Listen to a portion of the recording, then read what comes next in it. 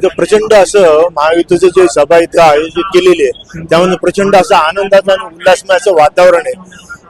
अधिक अशा प्रचंड महाराष्ट्रात प्रचंड अशा मताधिक्याने शंकरभाऊ जगताप निवडून येतील अशी आम्ही सर्वांची महायुतीची ग्वाही देतो आम्ही आणि इच्छा व्यक्त करतो सर्व नागरिकांना। प्रचार सुरू आहे, आपण पाहतोय मतदारांपुढे जाताना विविध जे उमेदवार असतात ते आपली कामं घेऊन जात असतात, काय विजन असतं ते घेऊन जात असतात। एकंदरीत काय वाटतं शंकर जगतापांबद्दल अशी कुठली काम आहेत की लोक त्यांना निवडून देतील? त्यांच्या कामाचे एक तर ते सुशिक्षित आहेत, अभ्यासू नेतृत्व आहे आणि कुठलंही काम करताना ते अभ्यास केल्याशिवाय कुठल्याही याला ते उत्तर देत नाही आणि काम एकदम करताना यश असेल होणार असेल तर नक्की होय म्हणून सांगतात, नसेल होणार तर नाही म्हणून सांगतात। इतिहास प्रचंड असं व्यक्तिमत्व आहे ते आणि त्यांचा जो अभ्यास आहे गाढ अभ्यास तो जो भाऊंच्या पासून लक्ष्मण भाऊ जगतापांच्या पासून त्यांचा तो अभ्यास चिंचवड महासभेचा अभ्यास आहे त्यांचा।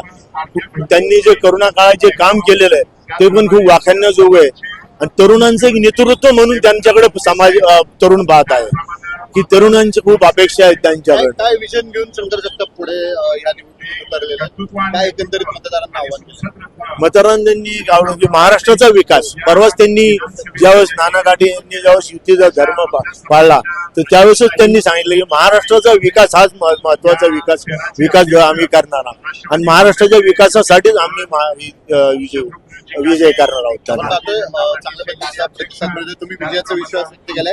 23 तारखेचा काय निकाल असेल आणि काय लीड असेल शंकर जगताप? शंकर लाखाच्या पुढे म्हणजे मी तर सांगतो लाखाच्या पुढे नव्हता महाराष्ट्रात